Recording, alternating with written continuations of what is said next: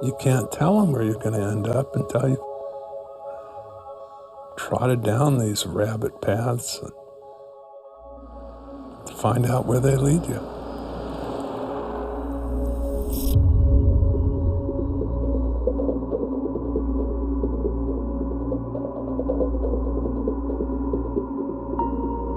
It was the 21st century's first act of biological terrorism that set me on my journey down this rabbit path. Making sense of that attack has taken me on a global odyssey, probing the darkest secrets of a dark world. And now back on African soil, I realize the enormity of this nightmare we have entered.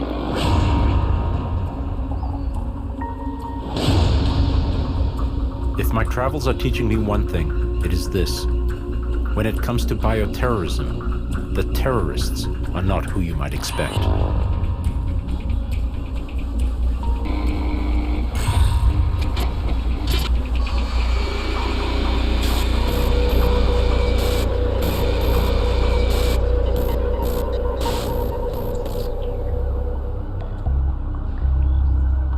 It came through the mail, just weeks after 9/11. New terror attacks, first in Florida, then New York and Washington. Anthrax. It spread fear and panic through the nation. 2 media offices and a Microsoft office received letters containing anthrax. 1 man is dead, 2 people are being treated for the infection.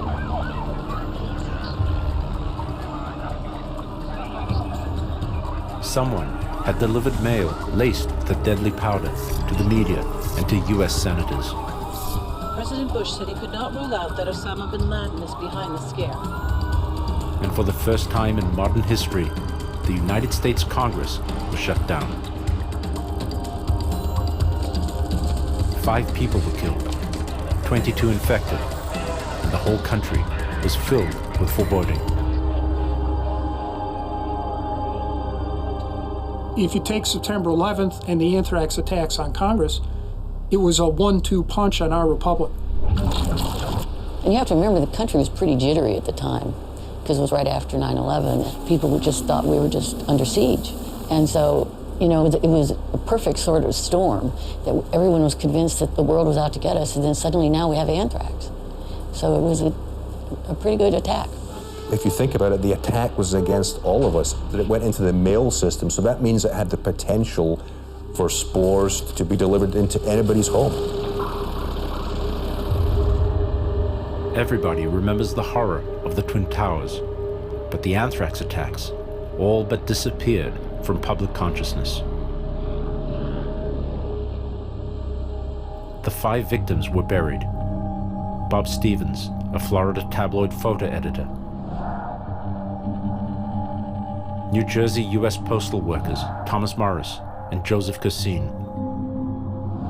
Ottilie Lundgren, an Oxford, Connecticut grandmother. And Kathy Nguyen, a Vietnamese nurse from the Bronx. But as a journalist, I couldn't understand why the larger story of anthrax had also been buried. I watched as the FBI's investigation, one of the largest in its history and codenamed Amerithrax, stretched across 6 continents.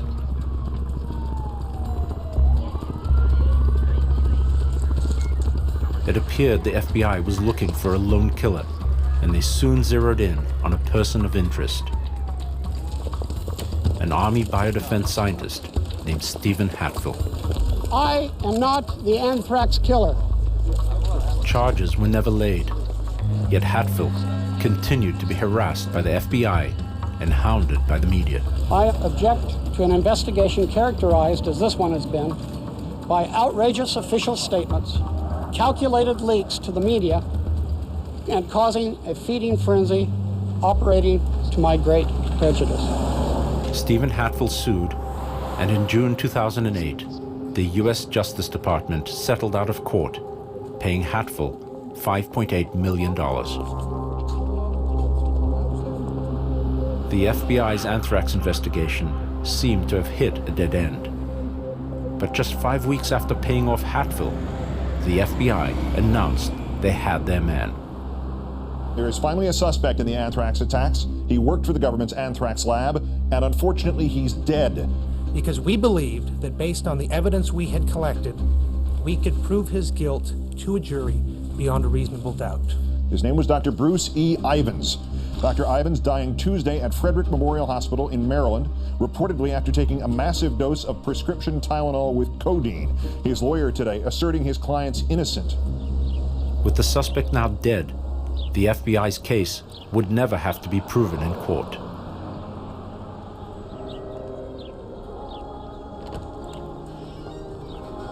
As Bruce Ivins was being remembered, the FBI said it was closing the case. Yet instead of putting the anthrax attacks to rest, it raised new doubts. He's dead, and they can close the case, and he can't defend himself. Nice and convenient, isn't it? Not only were experts asserting that the case against Ivins was circumstantial and the evidence inconclusive, but many had long questioned the FBI's insistence that the perpetrator had acted alone. If we read Sherlock Holmes or we read detective stories, you always say, who benefits, who had a motive? The lone gunman theory fits the needs of the FBI. Some madman had basically stolen a small quantity of this or mixed it in his own house or whatever. He sent out a few letters and he is dead, so we don't need a motive. From day one, journalist Edward J. Epstein had challenged the FBI's single culprit theory, and now so did a target of the anthrax letters, Senator Patrick Leahy. I do not believe in any way, shape, or manner that he is the only person involved in this attack on Congress and the American people. I do not believe that at all. I believe there are others involved, either as accessories before or accessories after the fact. I believe there are others who can be charged with murder. The key to this case was the murder weapon, anthrax. Bruce Ivins worked with anthrax in one of the world's most secret military labs, the U.S. Army Medical Research Institute for Infectious Diseases at Fort Detrick in Maryland. Fort Detrick has a long history of working with anthrax. Big factory, germ factory. The U.S. biowarfare program was born here during World War II in response to fears about enemy germ weapons programs. It turned out the Japanese actually deployed these weapons against the Chinese in Manchuria. After the war, Fort Detrick was ramped up as Army scientists weaponized anthrax and other deadly germs.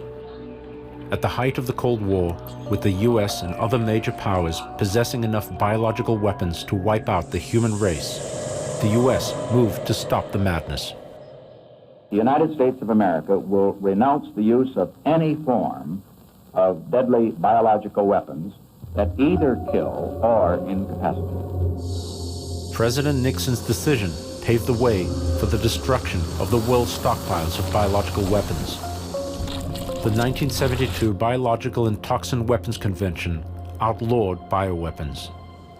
Only defensive programs, like the one Bruce Ivins was working on at Fort Detrick, were allowed to use lethal germs to develop vaccines.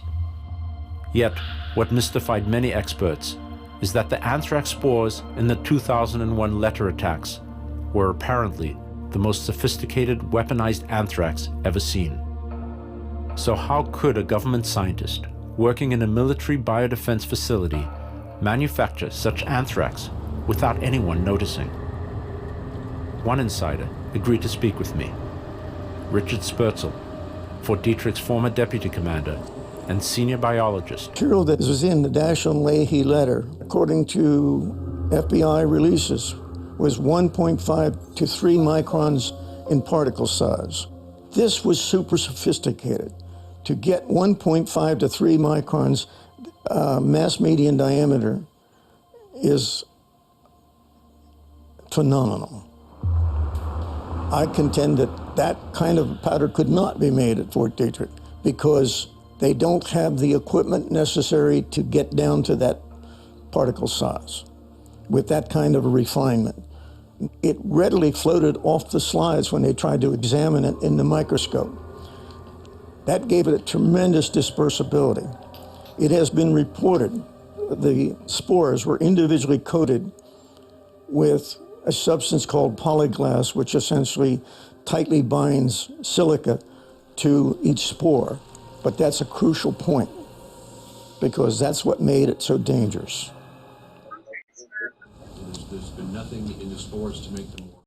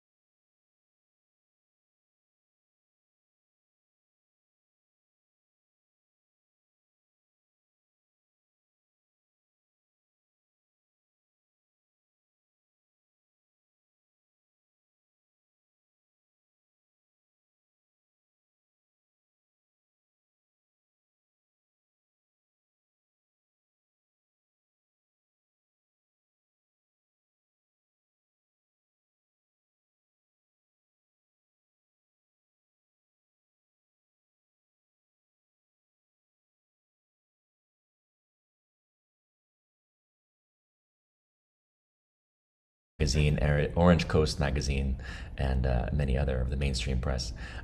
She is the author of the groundbreaking expose Exile and 2 books of poetry. So I will start with Bob because you just watched the opening of his film, and I will let him speak a little bit about, in retrospect, where we are now. Obviously, actually it's over 12 years since you released that film. So Bob, go ahead and start us off. Thanks, John. And yeah, thank you to everybody who's joining us. Hope everybody can hear me okay. Sound just cut out on my end. But yeah, I just want to thank everybody who made this possible, that we can actually watch this film again after 12 years. It's been a while. And I know I want to acknowledge everybody who's joining us. And I guess we got people from all over the world and from coming at this from sort of a lot of different perspectives, but it's really interesting that we're watching this at this particular moment now in time, and that even if I go back 12 years ago or 15 years ago, because the film actually began probably 2003, who would have known that we would be here today? In this world where biological weapons may be part of what we're living today. And I say may because we don't know, and maybe we'll never know. But I think it's really important for us to revisit not only the anthrax attacks, but this whole world, this hidden world of biological weapons. And I didn't really choose to look into this per se, but what happened was I happened to be in New York City just after 9/11 when those anthrax attacks took place. And I wondered if there was some connection to the largest outbreak of anthrax in modern history took place in my home country of Zimbabwe, which was then Rhodesia, colonial Rhodesia. And I came of age at a time of a really brutal war to basically, it was a liberation war, but it was a war to protect Western interest globally. And biological weapons were used in that war, and I became aware of this. And so I found myself in New York City, and I wondered, was there a connection between the anthrax that happened in Rhodesia in 1979 and the anthrax attacks in the US, and began this journey and uncovering this sort of secret history of biological weapons. And it's a long history. Obviously, it goes back even further than what's in the film. It's a really old story. But one thing that I realized and that we realized as we made this film was that basically we were entering a completely new era. And the anthrax attacks and 9/11 had set the stage for this, where we were now genetically modifying weapons and basically unleashing a new arms race in biological weapons. And so that was something that in hindsight, even I didn't realize, what we were actually, the severity of it. And here we are, 2021, and we are living in a time of global pandemic that may or may not have been direct result of biological weapons. But what is sure is that this world of biological weapons research has proliferated, uncontrolled, and unregulated for at least the past 2 decades. And I think we have to start asking for more oversight. We have to start paying attention to this. And yeah, so I just wanted to say thanks again for this opportunity to watch this film again, and hopefully it becomes a springboard for more discussion, more questions, and more attention to this, and perhaps more understanding as we try to understand what's happening, perhaps the roots of the pandemic, and many other important questions that go way beyond that as well about where we're going with civil liberties and all sorts of things. So once again, thanks to everybody, and look forward to this great discussion. Fantastic. And so we'll have that discussion. First, we will go to Meryl Nass. I believe Meryl is available. She is a board-certified internal medicine physician who has given 6 congressional testimonies, testified for legislatures around the country, as well as in Canada. She is consulted for the U.S. Director of National Intelligence, the Government Accountability Office, the World Bank, the Cuban Ministry of Health regarding the prevention, investigation, and mitigation of chemical and biological warfare and pandemics. She was the first person in the world to investigate an outbreak and prove it was due to biological warfare, publishing her results in 1992. So if Meryl's there, please join us. Hi. Can you Hello, hear me? Meryl. Yes, we got you just fine. Go ahead. You're up. So I'm not sure what you want me to talk about.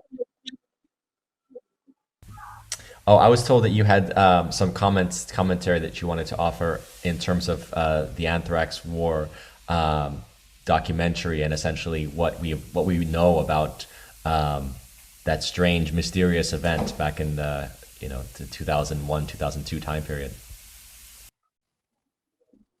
Well, what I think we know is that anthrax was obtained somehow. It probably was not manufactured during the windows of opportunity claimed by the FBI during 2 weeks in September and October of 2001. It was probably obtained off the shelf, either from the United States or potentially from another country, and was placed into envelopes. And it was suggested by the fact that tape was used to seal the edges of the envelopes, but not the rest of them, that the people who planned this and carried it out were not aware that the pores in paper and envelopes are much larger in size than anthrax spores. And so the anthrax leaked through the envelopes and the paper they were enclosed in. They were actually put into pieces of paper which were folded up in a old pharmaceutical fashion and then put into envelopes. And the 5 deaths were all, I believe, due to the escape of anthrax from those letters. And so most of the people who developed anthrax were not all of the people who developed anthrax were not recipients of the letters, did not get the message inside that the letters contained anthrax and that penicillin or another antibiotic would have been effective in preventing their death had it been used early. So what that tells us is also that the people who planned and carried out the anthrax attacks in 2001 did not intend to kill people, but wanted to scare people, wanted to create a terrorist event, but they were not unwilling to kill people because there was always a possibility that there could be collateral damage. We're lucky that there were only 5 deaths. There were at least 22 total cases, and the rest of them were saved by the appropriate use of medications. So why was it done? It was done presumably for a number of reasons. There certainly, if you're looking backwards at what the motive may have been, you look at what the results were. The one result was to increase the amount of money spent on preparations for bioterrorism and biological warfare and pandemics by a great deal of money. So that spending by the US government alone has averaged about $7 billion a year. In addition to that, it gave people the mistaken idea that Iraq had something to do with the attacks on the United States. We knew that there were no Iraqis on the airplanes that hit the Pentagon or the World Trade Center, but we also knew that Saddam Hussein had anthrax. And so by using anthrax, it cast a light on Saddam Hussein. It was never proved, in fact, it was proven that the anthrax did not come from Iraq, but there were enough aspersions cast early on that the taint of Iraq never disappeared from the anthrax letters for most Americans that didn't delve deeply into it. There was also, of course, the ability to paint Muslims and the Middle East as a cause of problems, and that was then used to justify subsequent offensive US interventions in a number of Middle Eastern countries. And it helped pave the way for the Patriot Act. So after the Twin Towers had been demolished and the Pentagon was hit, that apparently wasn't enough to convince all the Dems in the Senate that they needed to immediately pass the Patriot Act, even potentially without reading it. But once the anthrax letters were sent, and specifically one letter went to Senator Leahy and one to, I forget the other guy, but they had been part of what was holding up the Patriot Act. Once they got the anthrax letters, the Patriot Act went through like greased lightning. Since all of those 4 potential motives benefited the US deep state, the military industrial complex, one can easily make an assumption that the attack problem came from the US deep state. And I guess that's all I need to say at this point. Perfect. Thank you, Meryl. We're going to go to journalist Jeremy Kuzmarov for a moment, just to see, he has a question. And if Jeremy's here, just go ahead and ask your question. I know you have a hard out in 30 minutes. Well, I undertook research on the Frank Olson case. So, just as far as the development, and I think director, Robert raised some excellent, points, as far as the issue of transparency and scrutiny and where these programs can lead. And I mean, the history, yeah, it's a really, dark history, as far as the history of Fort Detrick, which, your film touches on, and the, horrible things that they were doing there. Even the animal testing, I mean, the way they were inhumanely, testing it on animals, which is a separate issue in some ways, but it just relates to these just horrific experiments that kind of has almost shades of Nazism. And I mean, they were using Nazi science. I think the U.S. biological warfare program was developed with the assistance of Nazi scientists that were recruited under the Operation Paperclip. And Frank Olson was started to have misgivings about all this. And I mean, it's believed that Olson was in Korea and that the United States used, the Australian journalist Wilfred Burchett exposed that the U.S. government had used biological warfare in Korea during the Korean War. And Olson knew about this and was in Korea with Dr. Sidney Gottlieb. And they had also used Japanese scientists who developed biological warfare in China in World War II and committed horrendous abuses. As General Shiro Ishii, who's a Class A war criminal, was rescued by the U.S. deep state, and actually visited Fort Detrick and gave lectures, and they got all his notes.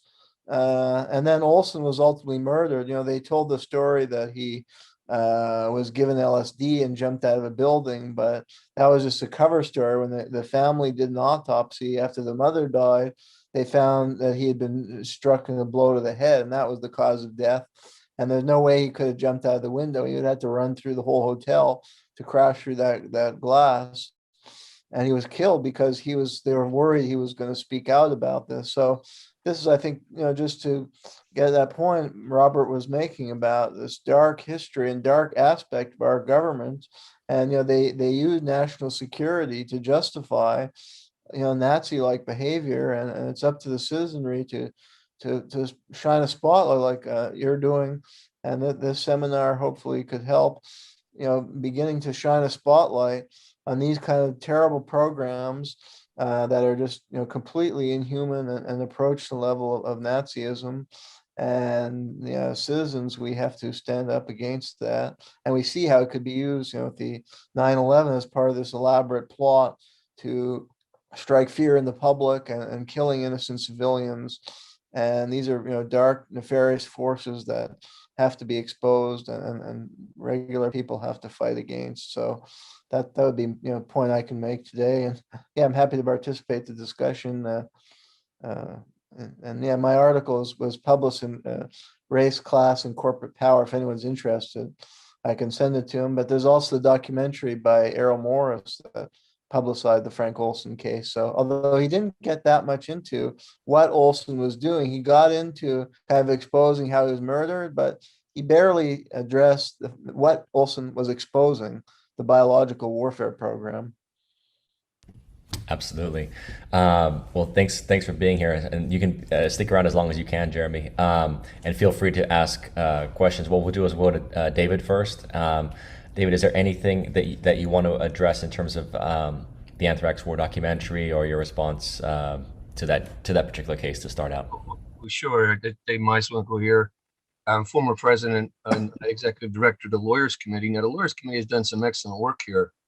I think it leads probably the country right now in trying to be proactive in reference to the anthrax attacks.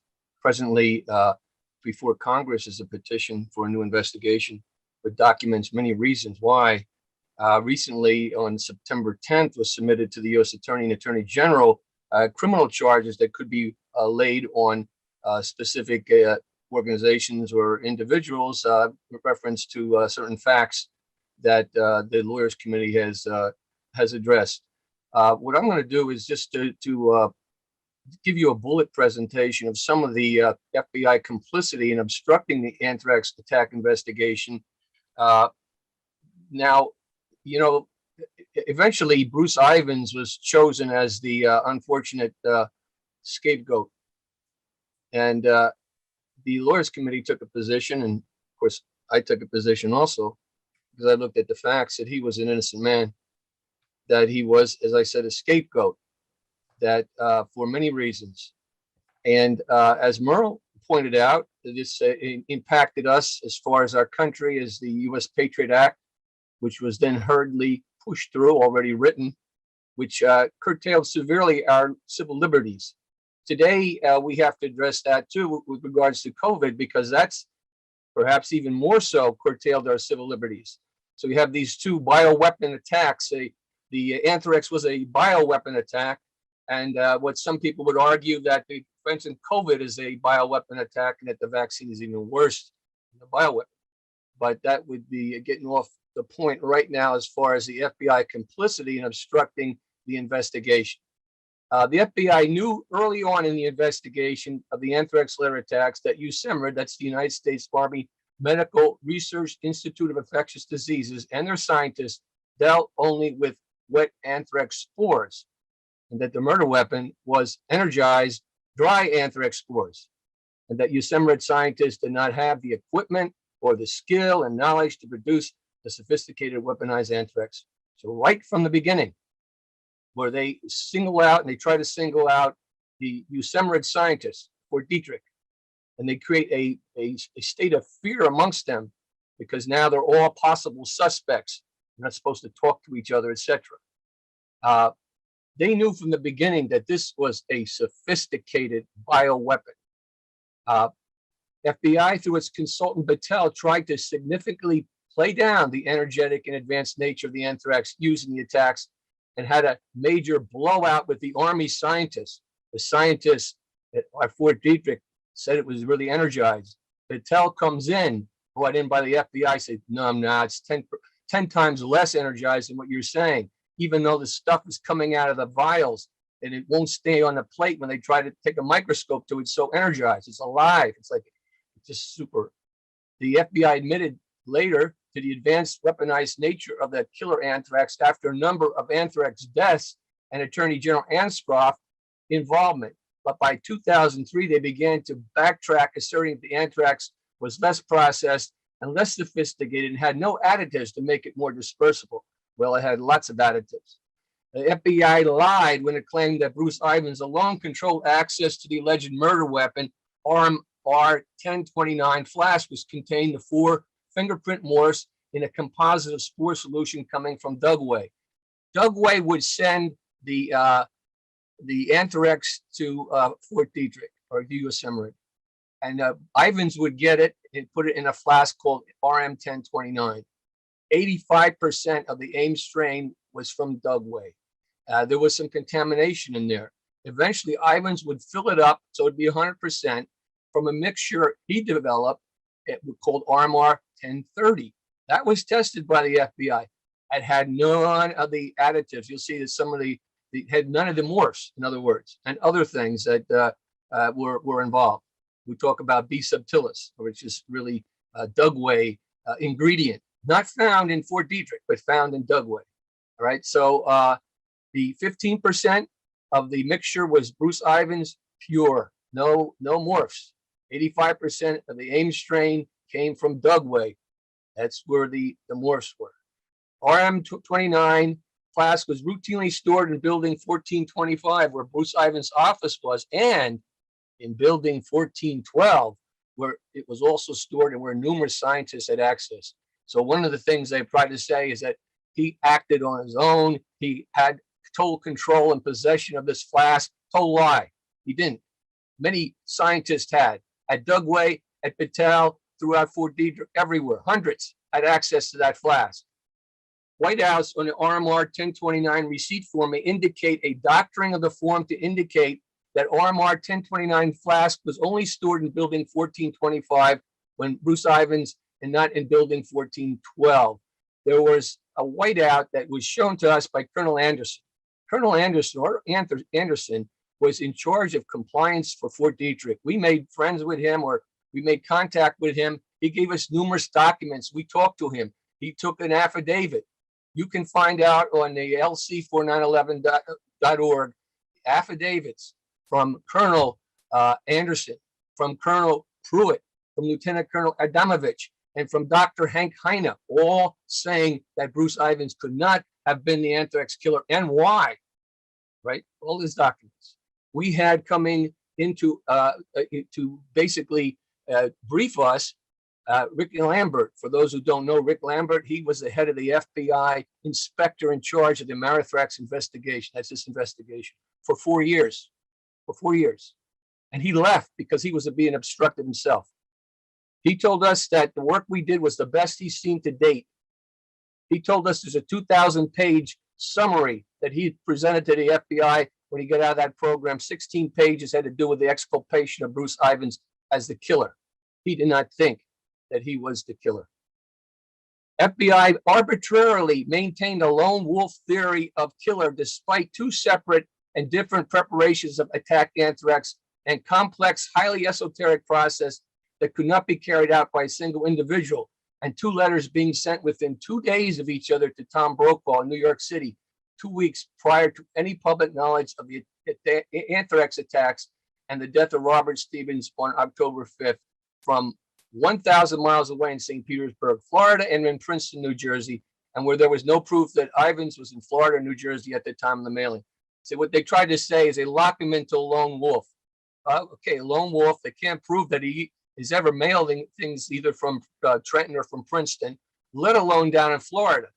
Within 2 days, Tom Brokaw gets two letters, two different, both basically attack letters, but one has the virulent anthrax in, the other it's not anthrax, whatever it is. It's a dummy. Two separate mailings. They don't like to address that they seem to be somebody else involved here. And the timing is significant because no one knows that we're under attack with anthrax. Bruce Stevens hasn't died yet. Hasn't died October 5th. These mailings went out around September 18th and September 20th. There was a foreknowledge there. FBI repository of Ames anthrax samples and elsewhere was likely incomplete. In other words, the FBI said, send us your Ames. There's no kind of enforcement all across the country. They eventually got 1,000, I think 98 or 89 samples of Ames. There was no FBI oversight enforcement of what agency was giving samples or destroying samples and who could have been giving samples. The National Research Council 2001 report issued after the FBI closed its investigation made it clear there was no valid scientific basis for the FBI's case against Bruce Ivins. What the FBI said, they emphasized the science, this new science, these magical morphs. The problem is they were taking some heat, so they farmed it out to the National Academy of Science, who gave it to their arm, the NRC, to investigate. Before the conclusions could be reached by those agencies, Bruce Ivins had unfortunately died on July 28th of 2008, almost like 7 years after the event. He dies. And what happens is that once he passes, they decide that they're going to close the case. They close it. And then what happens is that the NRA comes out, and NRC comes out with the report and says that there's no clear scientific basis for the FBI's case against Bruce Ivins. Now, this was repeated by the GAO, the Government Accountability Office, that did the same thing. They found that the FBI methods did not support the level of certainty that the FBI attributed to its anthrax sampling and analytical results. This was their main handle on Ivins being convicted, the science. And it was disputed after the case was closed by the NRC, by the National Academy of Science, by the GAO, the Government Accountability Office. At this time, Senator Leahy wanted an investigation. Senator Grassley wanted an investigation. Leahy was one of the people that was attacked. Congressman Nadler wanted an investigation. Rush Holt from the Princeton area wanted an investigation. The New York Times wanted an investigation. The Washington Post wanted an investigation. Nobody at Fort Detrick believed that Bruce Ivins was the killer. When he was buried at his funeral, hundreds of people were there. The accounts were there was not a dry eye. Everybody was crying because the guy was a decent guy. He worked with the Red Cross. He played at parties, his piano. He was a jokester.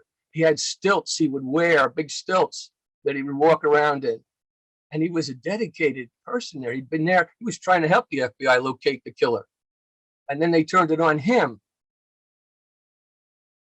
The NRC reported that, okay, as I mentioned, there was not sufficiently validated or statistically reliable. It was not possible to reach a definitive conclusion about the origins of attack anthrax using the mailing.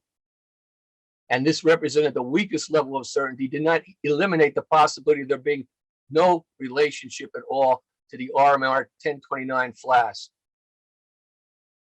The first wave of anthrax letters contained B subtilis. Now, this is important.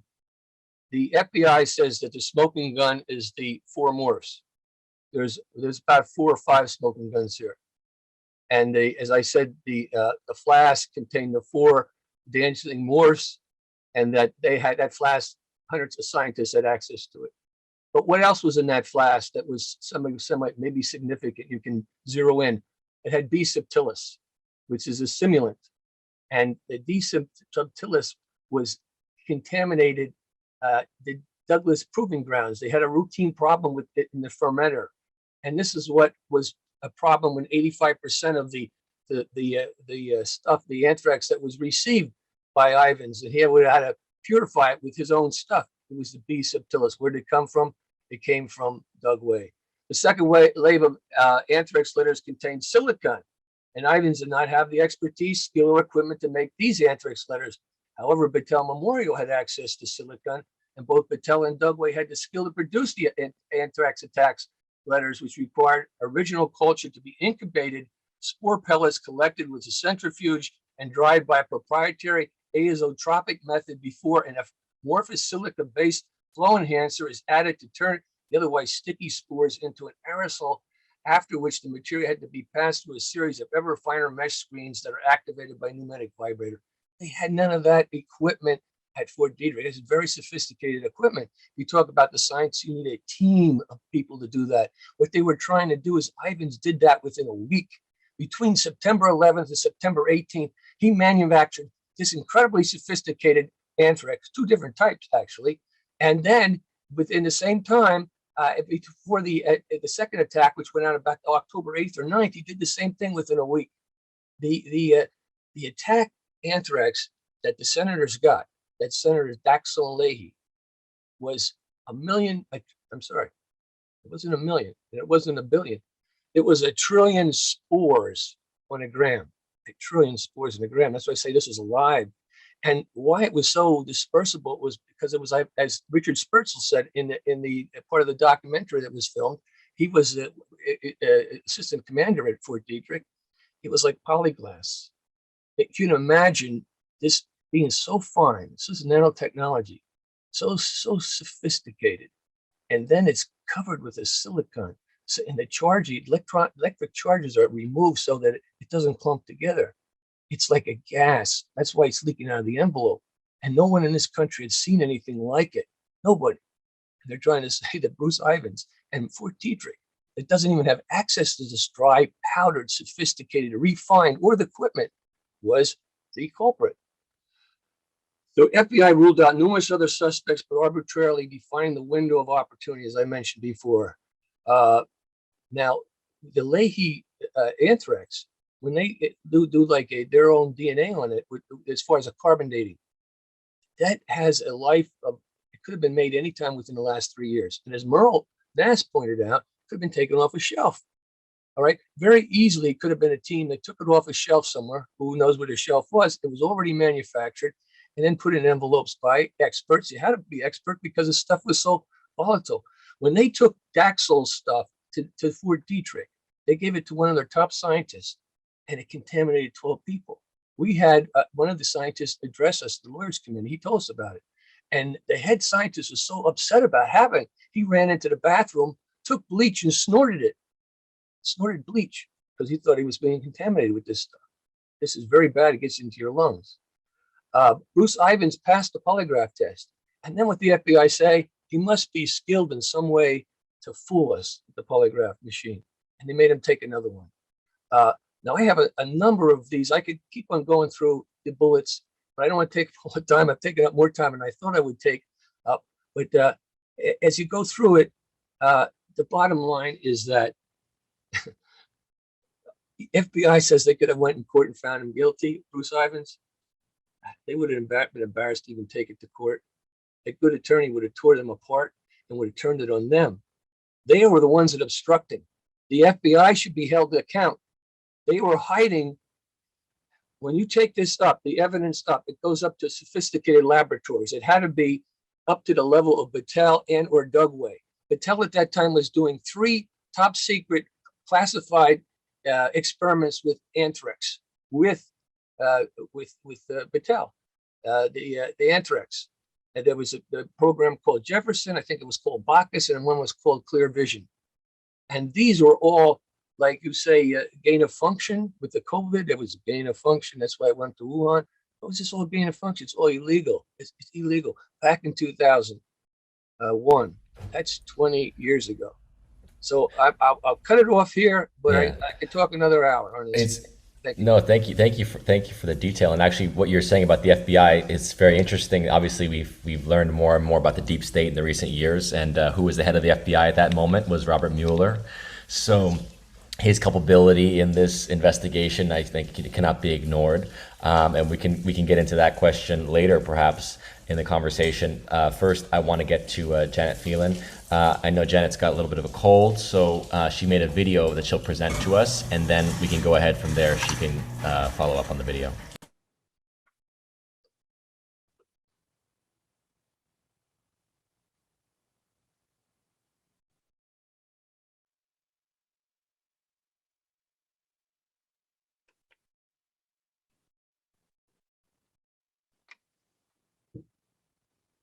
My name is Janet Phelan.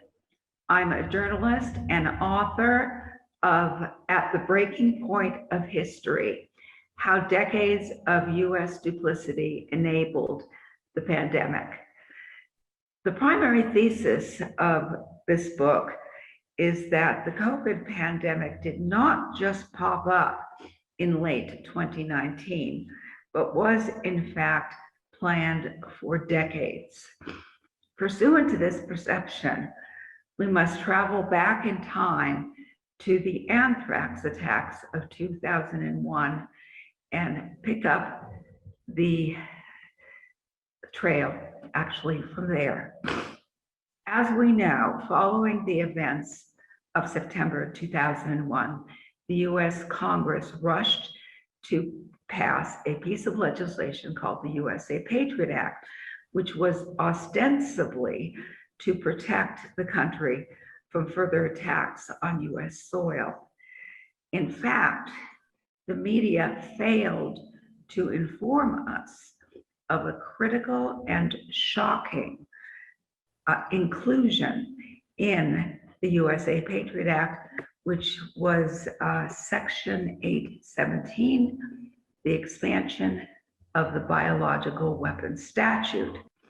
And in this rather shocking piece of legislation, the US gave itself immunity from violating its own biological weapons laws. Now, what does this possibly mean? And what does this possibly mean? And how can we explain the fact that we were not told? The media failed to inform us about this, and we did not understand, therefore, the inclusion and the significance of this piece of legislation. Simply enough, by passing Section 817 into law, the US de facto thumbed its nose at the international treaty known as the Biological Weapons Convention, which prohibits the development and stockpiling of biological weapons by state parties to the convention. So, in pursuit of a greater understanding of what this all meant, I twice traveled to Geneva, Switzerland to attend the Biological Weapons Convention.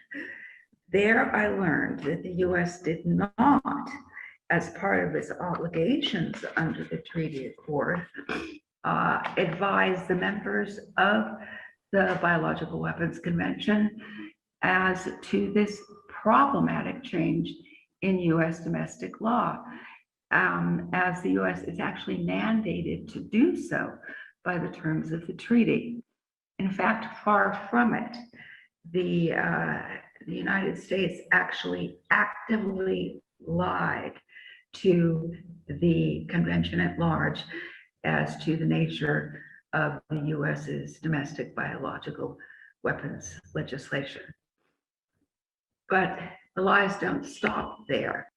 It is 20 years since the initiating event of the anthrax attacks. We have seen in the intervening years where the U.S. has been caught red-handed mailing out live anthrax to hundreds of labs worldwide, and has then attempted to explain away its behavior by some clearly inadequate gobbledygook about Dugway Proving Ground's failure to properly deactivate the live anthrax. As you will see in my book, that's clearly not the case. And it gets worse. As fully documented at the breaking point of history, we now have at least one, if not two, covert pandemic delivery systems which have nothing whatsoever to do with the coronavirus, but can serve to equally well kill off untold numbers of citizens while obscuring the truth of the deployment of said pandemics delivery systems from any form of public oversight or acknowledgement. As a journalist, I am firmly rooted in the concept that the truth shall set us free, and that lies will serve only to further enslave us and destroy us. I would therefore like to extend my warmest thanks to Rob Cohen, Sean Stone, and others involved in this project for inviting me to present today. Thank you very much.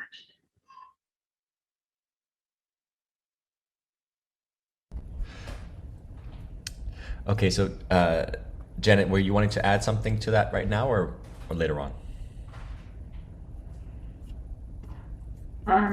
Right, well, I think it's a good starting off point. There are numerous other issues that are absolutely, I think, imperative for us to understand and to discuss, relevant to the connections between what happened in 2001 with the anthrax attacks and what is happening today. But I think that this very likely provides a good starting off point for our discussion on this. So if there are any questions, I'd certainly like to be able to field them. Thank you. Absolutely, and yes, we will show. Actually, there are some direct connections, but before then, first we'll show the books that we've all written. Bob's book, Janet's book, and my book, I guess, will be shown to the audience so that they can get copies of the books that will give them better detail and context. There's Anthrax War. Dead Silence is the name of that book. At the Breaking Point of History is Janet's book. And there's The New World Order, which is my book about the greater agenda at play here. So let's go to Harley Schlanger, I think has a question, a comment and a question. I'll go to you, Harley, and then I have another question myself. Yes, thank you, Sean, and thanks for the invitation to participate in this discussion. You know, throughout the Anthrax War film, a name of the British Chemical and Biological Warfare Laboratory came up on several occasions, Porton Down. Now, according to British media, Porton Down scientists claim there was an anthrax experiment on a London train in 1963. There's no secret that Porton Down continued experimental work with anthrax and continued to develop their capabilities. Now, Porton Down has become the go-to agency in looking at chemical and biological warfare today. They've been providing certification in a number of what I would say are obvious false flag cases.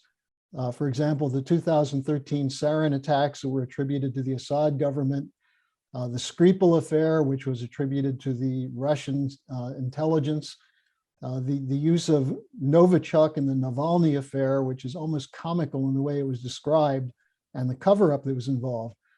It's also clear, as someone brought up earlier, the attempt to blame Iraq, that there was a leading British effort to launch a war against Iraq, which included the original Daji dossier, which was produced by MI6, which claimed Iraq had weapons of mass destruction.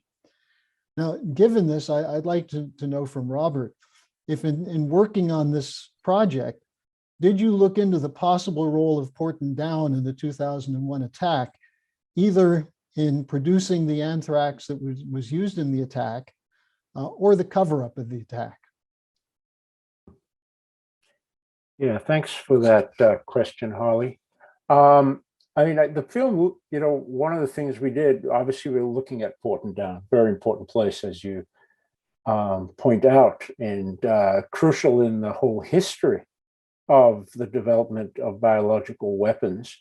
Why we were interested in looking at Porton Down was twofold. First of all, they were one of the recipients, one of the labs had received the AIM strain from the US and had been working with it for a long time and had been, sharing it back and forth, and probably with other places.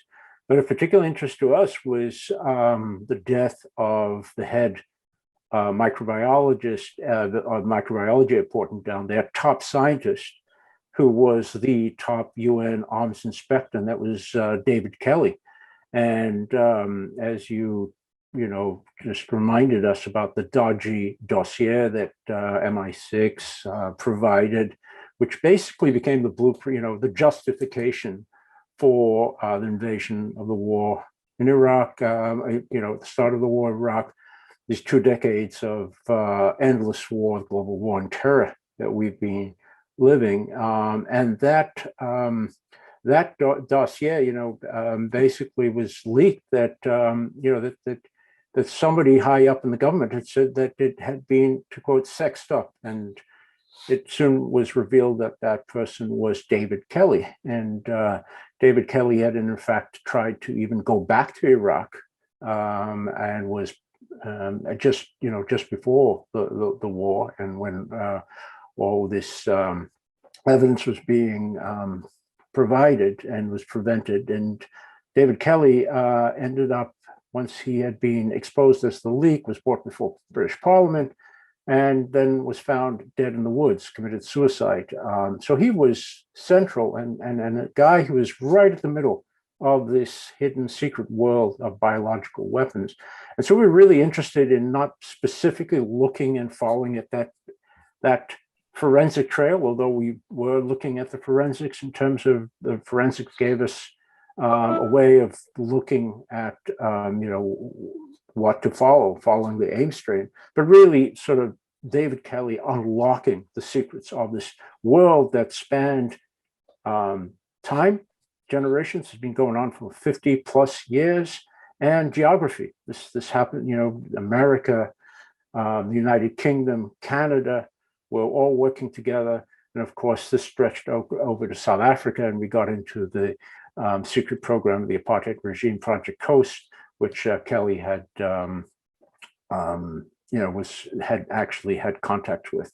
So yeah, we looked at Porton Down. We actually traveled there. We weren't allowed inside. We got into some other military labs, but we were prevented from filming. In fact, we were detained while filming on the outside on public property. But Portendown, very crucial part of this history and this continued research. So sorry for the long-winded answer. And Harley Schlanger, I forgot to introduce, what is part of Executive Intelligence Review. And it's funny you mentioned the dodgy dossier that the British had created in regards to the Niger yellow cake, right? That whole conspiracy that Saddam was trying to get yellow cake to enrich uranium for nuclear weapons. And then, of course, 15 years later, or less than that, 14 years later, the British agent Christopher Steele gives us the dodgy dossier that helps to create the whole Russiagate. The British are always present, much more than people realize. But one other person that's interesting to connect to the present day, I have to ask about, is Stephen Hatfill. Dr. Stephen Hatfill is actually, to this day, one of the associated with the frontline doctors who are basically exposing the lies around COVID, advocating for treatments that have been suppressed in the United States, and at the same time calling into question the efficacy and safetiness of the vaccination. And I wanted to ask Bob, so remind us who Hatfill was and why he was originally under investigation. Yeah, Stephen Hatfill. I mean, it's an interesting one. So it turns out that Stephen Hatfill was part of this world and had connections going back to it for a long time. He had spent his early years when he was a teenager, an early sort of young man, a medical missionary in then Zaire, which is present-day Democratic Republic of Congo, and had to be airlifted out. Some very strange story. But then he showed up in my home country of Zimbabwe when he was still Rhodesia as a medical student, and there was some evidence that he was involved or connected to their very crude but early biological weapons and chemical weapons program that was a crucial part of that war that was being waged against African nationalists, and then that ended up being transferred over to South Africa and becoming Project Coast, much more sophisticated. But Stephen Hatfill was named as a person of suspect by the FBI early on, and his name was leaked. I don't think he was ever officially charged, but basically sort of harassed by the media, by the FBI, and then he came back and sued them, and they settled out of court just before the FBI said that they'd gotten Bruce Ivins, and he was the man. They settled with Stephen Hatfill for $6 million. What's interesting, I haven't really kept up with Hatfill, but it does look, besides his work with frontline doctors, he's involved in some really sort of interesting medical work with sort of special forces type training and medical work in all kinds of places in Africa, and has got a boat, a high-tech laboratory boat. Very interesting stuff that Hatfill is involved in. But yeah, he's a fascinating character. We touch upon him in the movie, but don't go into much detail. You can get a bit more. There's quite a bit more of him in the book. So I urge everybody to go read the book, and it's got a lot more on that we weren't able to get into the film. Excellent. Yes.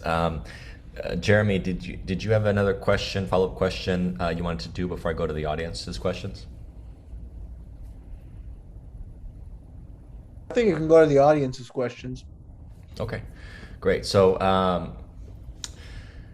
there's this company called Emergent Biodefense, which I think Bob's film mentions, but also Janet Phelan's book talks about, as well as Dr. Meryl Nass is familiar with it. So maybe I'll go to Dr. Nass, Meryl, if you're there, if you want to start by weighing in on who this company, Emergent Biodefense, is.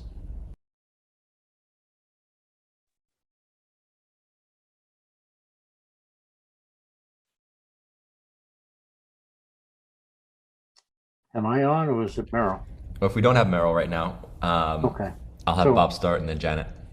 Okay. Yeah. So in fact, it's Emergent Biosolutions, and they actually started off as something called Bioport, and Bioport, with the original name of the company, had the monopoly on the anthrax vaccine, and Bioport changed their name to Emergent Biosolutions, and basically the anthrax vaccine had become mandatory for all U.S. servicemen, first responders, and there was a lot of questions about that contract. It was a no-bid contract that they'd received. And there's also a lot of questions about how that company came to be. It was founded by a Lebanese American businessman who was connected with the former Chief of Staff, Admiral Crow, I believe, who formed it and was able to buy off a state-run vaccine facility in Lansing, Michigan, before turning it around to Bioport, which became Emergent Biosolution. But long story short, the stock, their stock, Emergent Biosolutions, has become one of the big biotech companies.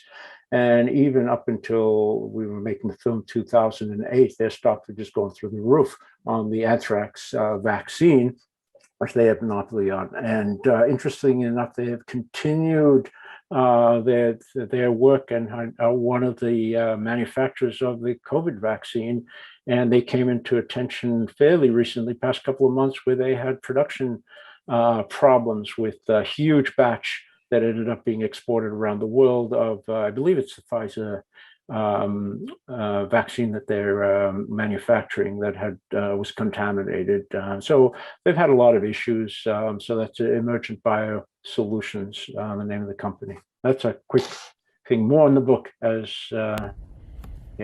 Yeah, and then I'll just, before I go to Janet to weigh in on it as well, it's interesting that you mentioned the anthrax vaccine, which had so many reactions. In fact, if I wish Meryl was here, because if I recall, there was a GAO report saying that up to 85% of the soldiers that got the anthrax vaccine had adverse reactions to it. It was really dangerous vaccine. So, absolutely.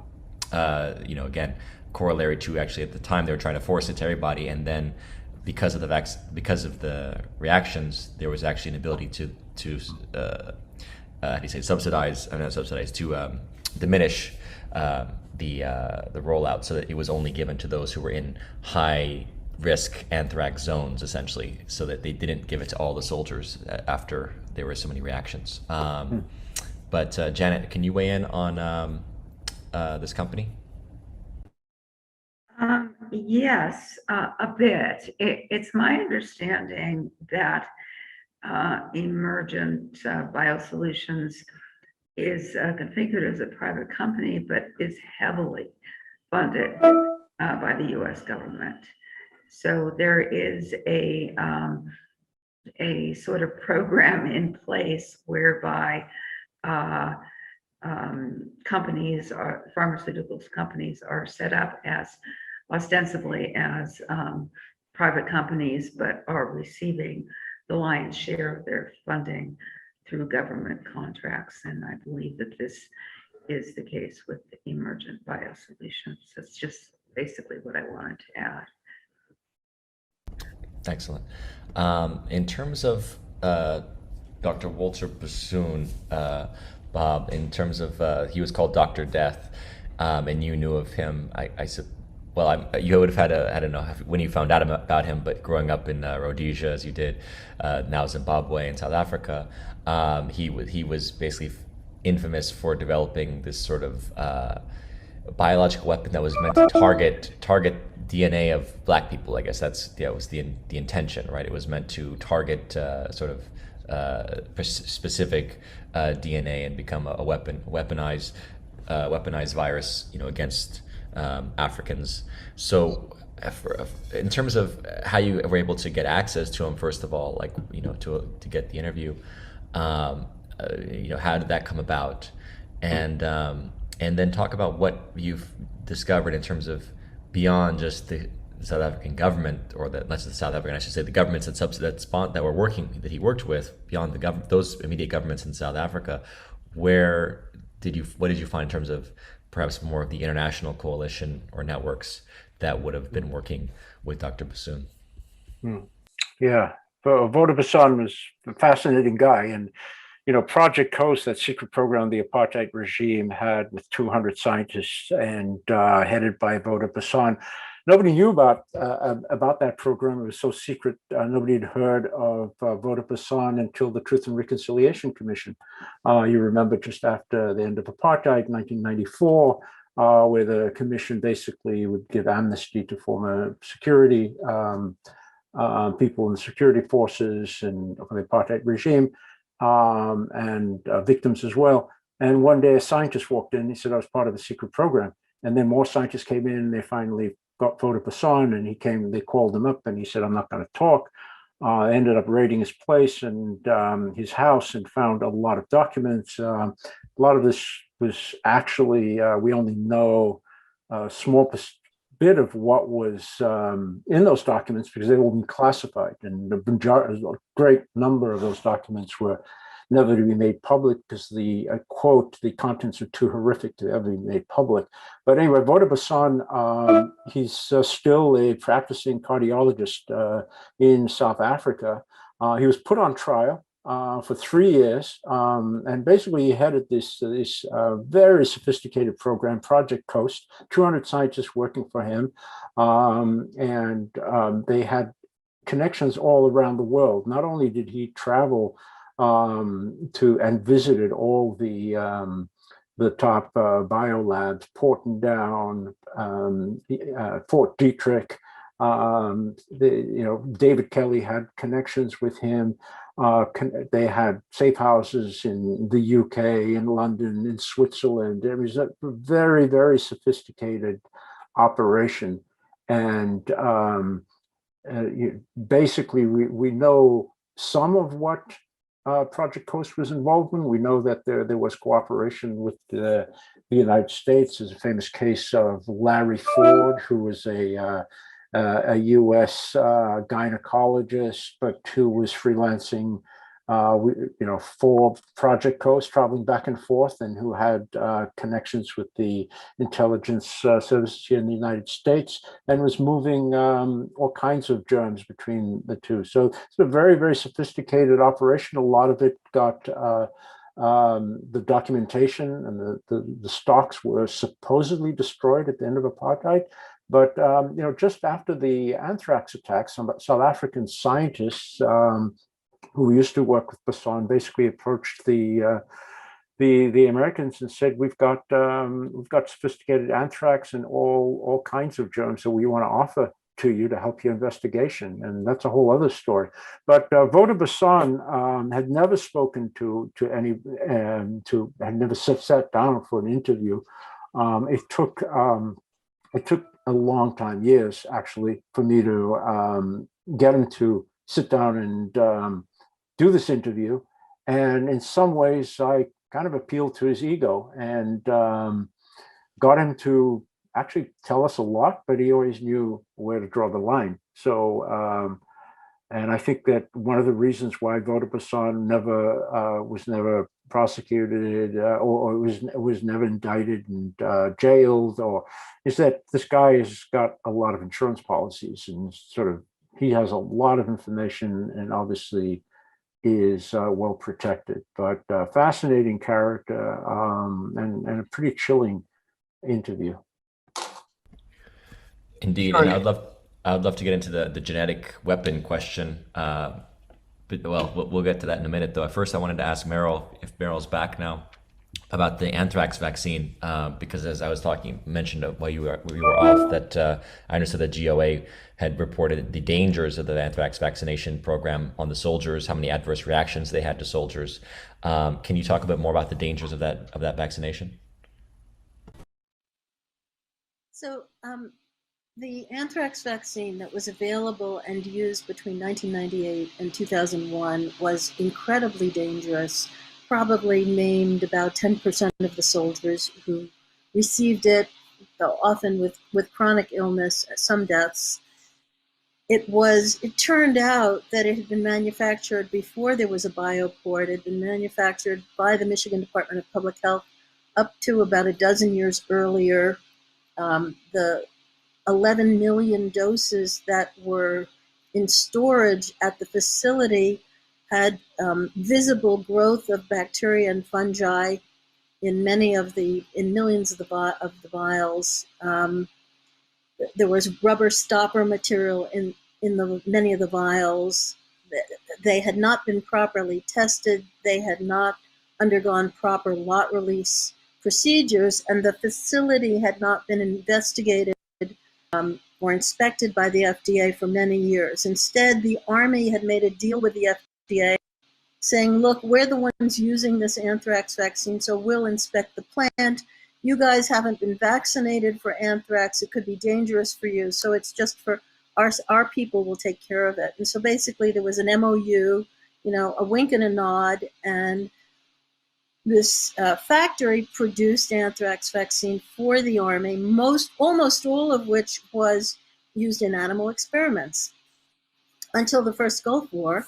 And planned by certain high-up Army physicians to create a massive military program that would create vaccines for up to 75 different potential biological warfare agents and vaccinate all our troops for them and try to create, super soldiers who could operate in a biological and potentially chemical warfare environment and still be able to be war fighters. So that was a plan. At least 150,000 soldiers received anthrax vaccine during the first Gulf War in 1990 to 1991. And it was probably a contributor to Gulf War syndrome. Of course, the military made a gargantuan effort, spent hundreds of millions of dollars to obfuscate what was really going on and what caused Gulf War syndrome. So it was never clearly determined. And then Congress said, look, the military can't do this again. You're going to have to keep better records. We want you to maintain records of every single vaccine, every single deployment, other noxious exposures that are being faced by soldiers. This is in the Defense Medical Surveillance System database, which was created after the Gulf War. And we should never see this again. So between 1991 and 1998, again, mainly anthrax vaccine just went into animal experiments. But because they had a stockpile of 11 million doses, and it was desired to create this huge program of vaccinating every soldier against many, many biological warfare agents, it was decided by some of the higher ups that they could start with anthrax and smallpox vaccines because those were the only two vaccines that were already licensed and could be used as for biological, against biological warfare agents. So in March of 1998, they started this program to vaccinate all soldiers with anthrax vaccine. But when FDA heard about it, they said, wait a minute, we've not inspected this probably over 10 years. We don't know much about this vaccine before you give it to 2.5 million people. They must have known something. They must have known there was a problem. They said, we're going to inspect. And they went in November of 1997, shut the plant down, and quarantined 9 of the 11 million doses on the spot. And for the next 3.5 years, did not allow the plant to reopen. Meantime, it was bulldozed. So the Army used up the 2 million doses it had on about 500,000 soldiers, and then they ran out. And FDA did not allow the plant to reopen. It was bulldozed. It was entirely rebuilt. They still didn't let it open. And the Pentagon was, and there were a number of hearings held in Congress about this dreadful company, Bioport, which later changed its name to Emergent Biosolutions, and how they couldn't do anything correctly. They couldn't make a vaccine. They couldn't rebuild the plant. They couldn't keep things sterile. They couldn't keep records. And they made enormous profits and spent most of them, on fancy offices for their CEO, and then they got into buying up other companies. So their only product was anthrax vaccine for a number of years, and they made a fortune on it even though it couldn't be used. It was never approved by FDA until the anthrax letters. Once the anthrax letters were sent, the Pentagon's plan to stop the program, of course, ended fast. The Secretary of HHS said, we will have FDA inspect and reapprove this plant, and we will start producing anthrax vaccine. And in January of 2002, that happened. The rest is history. Soldiers have been getting anthrax vaccine ever since. In 2003, they started giving them smallpox vaccine. But the big program to make the 75 different biological warfare vaccines sort of faded away. And the quality of the anthrax vaccine that has subsequently been used, it's not perfect, it's not great, but it's not making 10% of the soldiers sick anymore. And Bioport keeps making a fortune, so they, even though they have remained the gang that couldn't shoot straight, even though they had contracts, the U.S. government has given this company unbelievable benefits. They've given them the ability to make 300% profits. They shoehorned them into contracts with 4 different COVID vaccine companies. So you think you're getting a Johnson & Johnson vaccine? No. You're getting a vaccine that Janssen, which is a division of Johnson & Johnson, designed, but all of the product to be used was going to be made by the anthrax vaccine manufacturer. It was probably going to be labeled Janssen & Janssen, but Emergent Biosolutions was where it was coming from. And again, they failed a whole series of FDA inspections. FDA did not allow them to ship any of the product. They had to throw away something like 100 million doses. They were attempting to make an AstraZeneca vaccine in the same factory. That didn't work out. They contaminated each with the other. Other companies had to take over some of their contracts. And the Dems decided to investigate because there was the Assistant Secretary of Health for Preparedness and Response. The biological warfare under Trump was Robert Kadlec, a former military officer, former doctor. And he had been a partner of the founder and CEO of Bioport Emergent Biosolutions, Fuad El-Hibri. Kadlec had given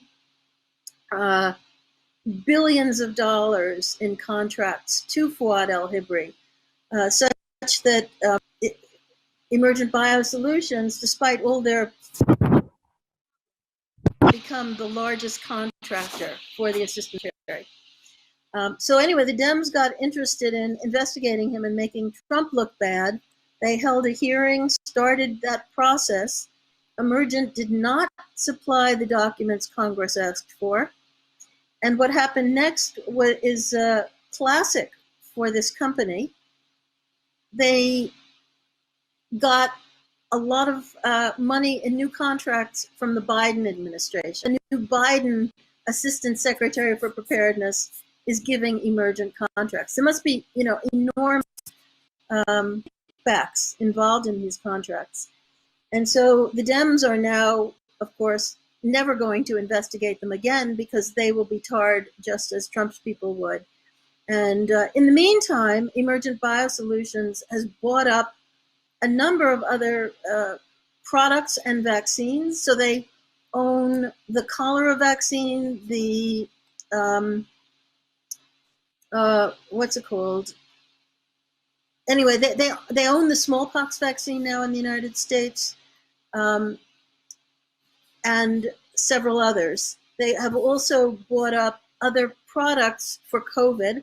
So they own a couple of drugs and have contracts to make convalescent serum for COVID for the US government. Very interesting company involved with the Carlyle Group and worth looking into if you've got Jeremy, who is a marvelous researcher, invite you to investigate Emergent Biosolutions. Thanks. Thank you, Meryl. I know Harley's about to leave us, so maybe if, or has he already left? Harley, you still there? Or is he gone? I think he may have taken off already. Too bad. I was going to get one last question from Harley. One thing I think is of interest, as we mentioned, this idea of genetic weaponry when it comes to using, how do you say, using a bioweapon as a vehicle targeting certain genomes, certain races. This idea of going back to Walter Bassoon's work. So having watched the James Bond film recently that just came out, talks about this idea of using DNA to target specific people with a bioweapon. I'm just curious, maybe we can go through all the speakers and just see what they've come across over the years in terms of their research to show that this is not just a fantasy, that this weaponization of viruses or whatnot can be intended to target certain groups in particular. So maybe starting with Janet.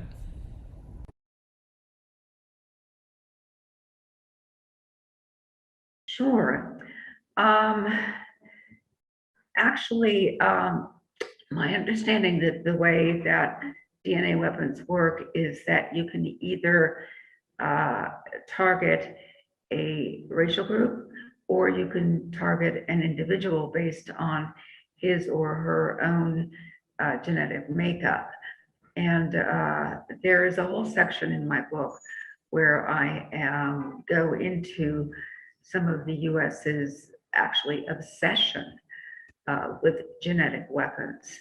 And pursuant to doing the research there, it became clear to me, first of all, there were WikiLeaks cables released a number of years ago when Hillary Clinton was Secretary of State, in which you had her directing embassy officials to covertly grab the DNA of foreign officials. There was obviously some reasons behind this. Right around the same time, a book came out, I believe it was called In His President's Service, or don't remember the exact name. I think the author was Ronald Kessler, in which it was revealed that there was a special SEAL team that was devoted specifically to protecting the DNA of President Obama. So this SEAL team would scurry around after Obama at, for example, state dinners, and make sure that foreign officials did not grab any of the implements or the glasses or so forth that might have had Obama's DNA, because they were concerned enough about the weaponization, potential weaponization of DNA, that they did not want their president to be inflicted with this. So there are further indications having to do with the US's obsession with DNA. There have been a number of laws passed allowing for the taking of newborn DNA. The FBI certainly maintains the database of either convicted criminals or those charged with crimes who are now subject to DNA retrieval. So there's really quite a bit going on right below the radar on this. So I think that's what I'd like to say about that. Thank you. Dave, might you have in your research have any insights onto this? Sure, I do. In reference to a custom-made disease, particularly directed to a particular individual, I don't know, but though I've heard possibly. But even before the anthrax attacks in 2001, if you look at the work of Robert Strecker or Alan Cantwell in reference to AIDS, AIDS was a bioweapon. It was directed at the African population through the smallpox vaccine. I think that's fairly well documented now. That cost the lives of tens of millions of people. Most of them were African American. They were black people. They were heterosexual.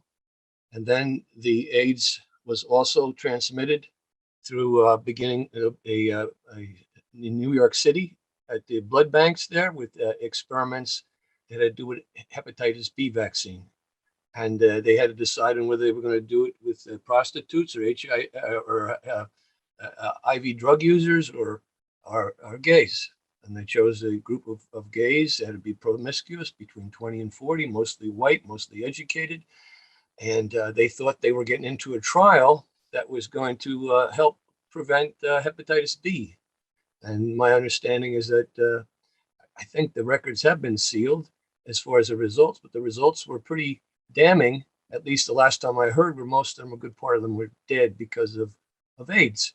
So we don't necessarily think of it like that, but if you get behind the scene and start looking at this bioweaponry, it probably did not begin certainly with the anthrax attacks of 2001. It was going on a long time before that. This was a disease or a virus that attacked the T cells. It's your immune system. And there's a lot of work that has been done and piled up in the archives that you can actually check that out. There's a book that came out in 2019 called Bitten, and it's about Lyme disease. So we probably all know people that have Lyme disease. And when we grew up, that didn't exist, Lyme disease, right? I grew up in the mountains of Pennsylvania. I was always hiking up there, and most you ever heard of was Rocky Mountain spotted fever. Lyme disease, according to the book, is a bioweapon also. There's people like Professor or Dr. Horowitz that talks even about Ebola, and he talks about the AIDS.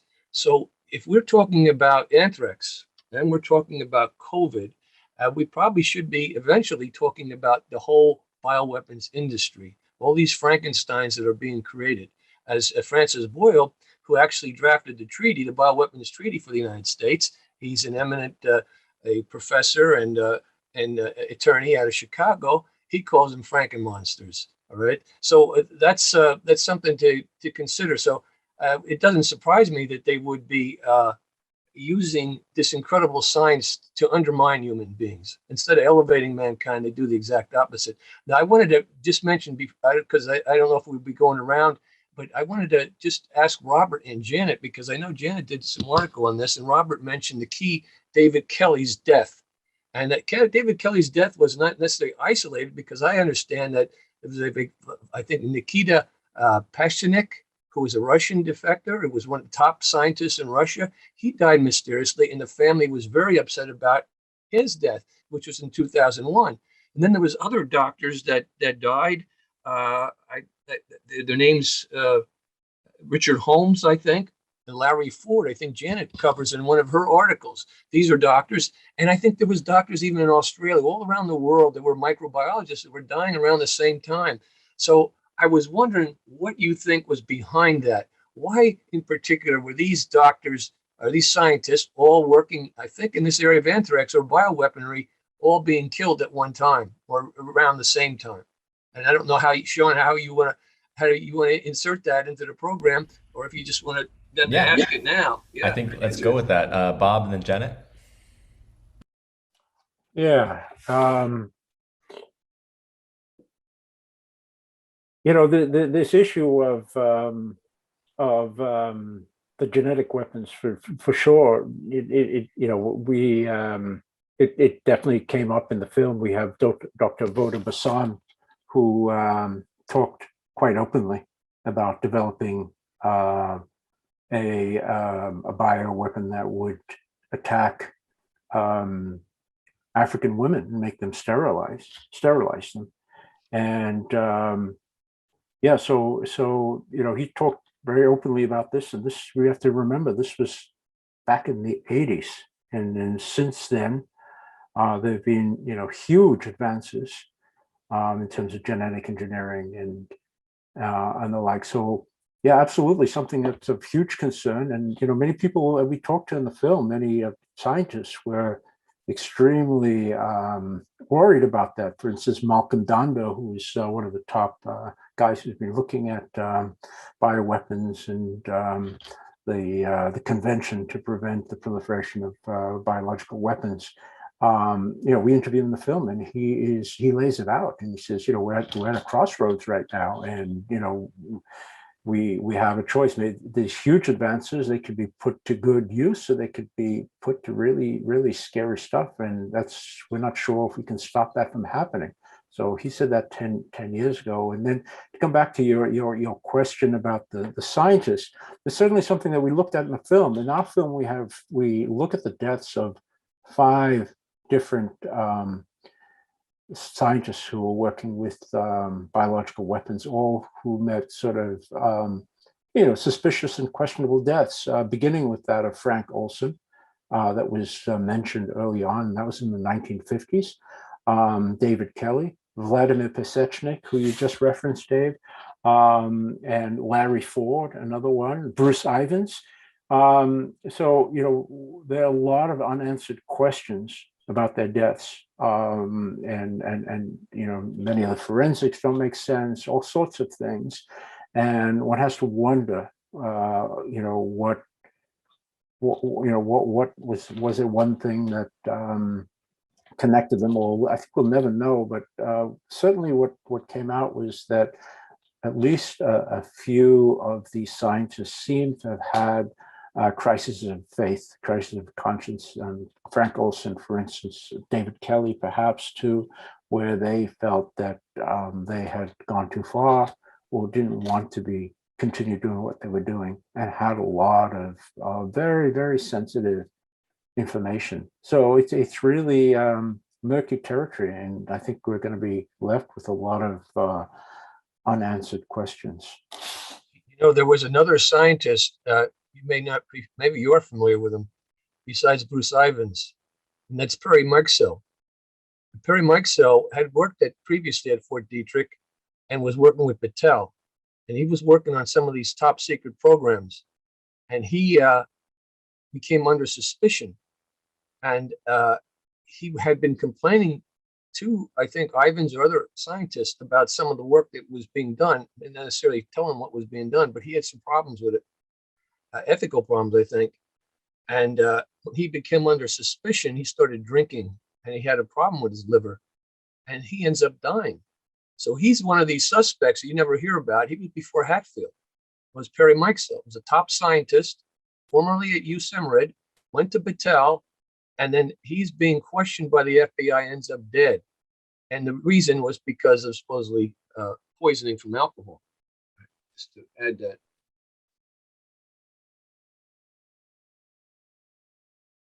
Janet, you want to jump in with any comments about both? Well, I guess you talked about the genetic weapon, but to answer Dave's question about the deaths. Well, I think that Bob Cohn did a wonderful job in his film in exploring the fact that David Kelly was edging towards writing a tell-all book about his work at Porton Down, right before he unfortunately met death in the woods.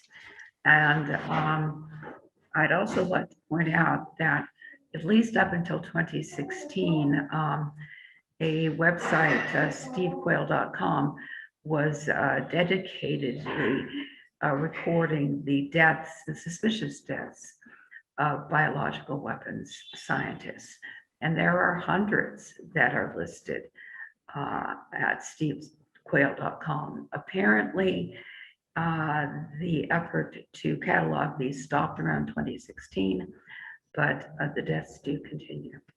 So there has been, I think it's a dangerous profession, being a microbiologist now. And I wanted again to thank Bob for looking into the circumstances of Dr. Kelly's death. And just, I feel like a lot of the questions that are being asked by the audience were relatively covered in the course of the conversation. I think it's important to recognize that as we've learned with the COVID gain of function studies, right, that were, if they were not done here, then they were moved abroad to places like Wuhan and still done under the auspices of some of these entities that obviously Fauci's in charge of NIH. Can anyone weigh in on Fauci in relationship to this time period, because he's been sort of the czar over there at the NIH for so long?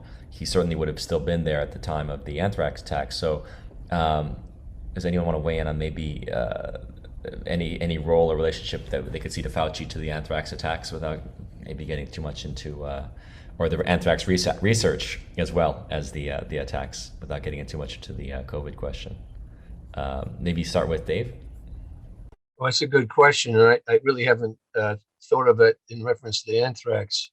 I think he comes on board around 2003. I'm not sure. Maybe it was earlier than that. He's been there for a long time. I'm sorry, it probably wasn't 2003. I forget the date. Maybe it was 1983. I'm thinking about, but he's been there for a long time. And people like that survive both administrations, you've got to wonder where his allegiance is too. I think what you're seeing now with the COVID, this is like a global attack. That's the way I look at it. This is not necessarily from one country. This is from particular interests that we call global, the oligarchs that run the world, basically. So it seems that Fauci, to me, is taking marching orders as well as many others in this country and throughout the world from that group. I think it'd be fascinating. I'm no doubt that if I was in law enforcement, I'd be checking his records out and all the patents he's been involved in and all the deals that when, I think that Judy Mikovits has a problem with him, a big problem, some of the things that he was involved with. That would be interesting to talk to Dr. Judy Mikovits, who's done tremendous work. I think she's developed the treatment for AIDS, I think, that helps people a lot. I think she, in part, was credited with helping saving Magic Johnson's life, and again, I might be wrong about that, and others since then. So if Fauci has, to me, a bad reputation, although in the United States he's looked at as the pontiff by a lot of people. They look at him and they hang on every word. When I hear him talk, I try to think the exact opposite. I don't believe anything the guy says. I think he's bought and paid for. It would be a good investigation, though I don't know the contact with anthrax, Sean. I'm sure that he has his hands almost everywhere, though. It would not surprise me that he's involved with that.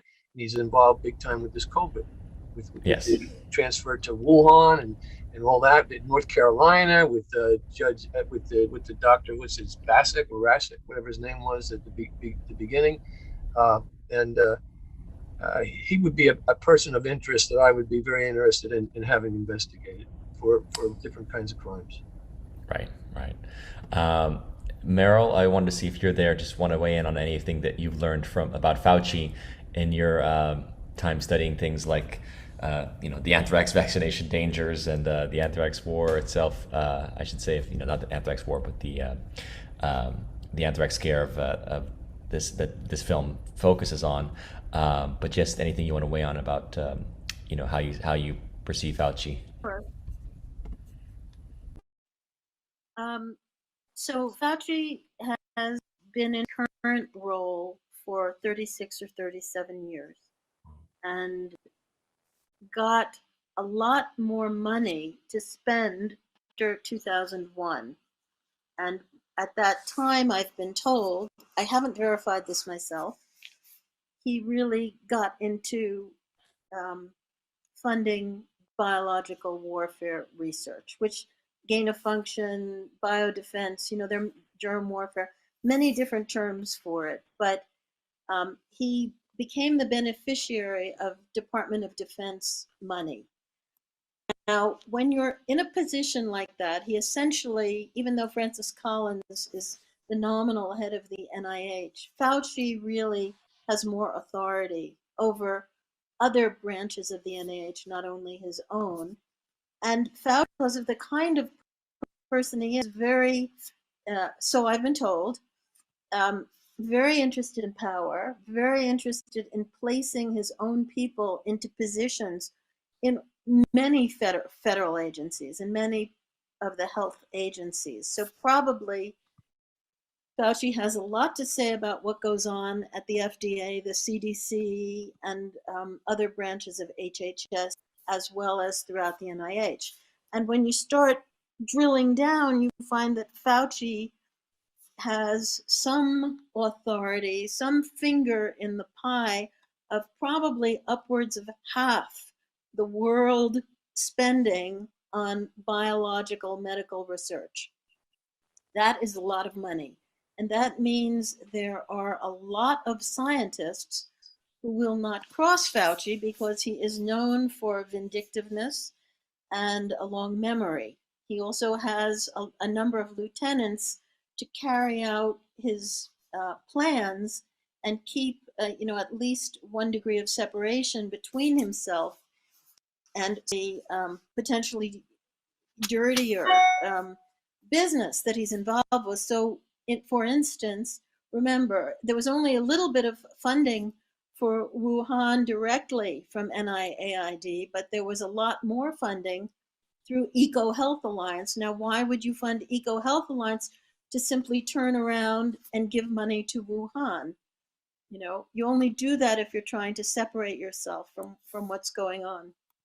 And by the way, EcoHealth Alliance got money from the state ID, from other national science funds, and from the Threat Reduction Agency, DoD. So EcoHealth Alliance got at least $100 million of taxpayer money, which appears to have been spent while masquerading as an ecological NGO, was in the main spent to collect organisms from around the world. They worked in at least 31 countries, collect potential biological warfare agents, viruses, and other products, and then transfer them to labs in other countries to work.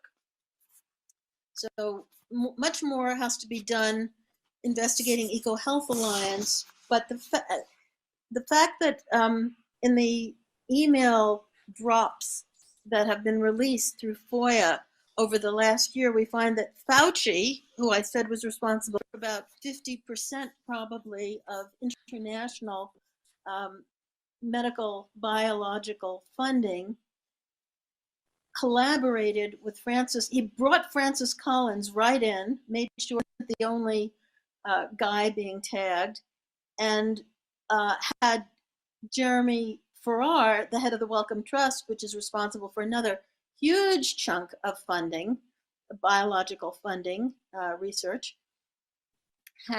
They then created a cabal of people to set up fake research papers and fake correspondences in top medical journals like The Lancet and Nature Medicine, to insist that the science showed this couldn't possibly be from a lab origin. It had to be a naturally occurring virus. And so Fauci was very frightened on February 1 of 2020 that he could be tarred with some responsibility for creating this organism, and set up a very intricate system to, as I said, create fake science and to involve Peter Daszak and his networks in creating fake investigations, so that the Fauci and his collaborators went to the WHO and had the WHO create an investigation committee, of which Daszak was a member. Daszak probably helped pick all the other members of the committee. Fauci's cabal gave WHO the names of people they wanted on that committee so that they could produce a fake investigation that looked as if it was a real international investigation into the origin. The story is much deeper than that, but the pieces I've just talked about are very well documented and need to be explored. Fauci and Francis Collins, too, for that matter, and Gates Foundation people were also involved in different ways. Haven't gone into any of those details yet, but they all need to have their hand on a Bible and be investigated by Congress or by the courts. Certainly, it's extraordinary that we've had a 2-year pandemic that's cost 3+ million lives. We all know that Fauci had a hand in funding creation of organisms that were either this organism or very close cousins to it.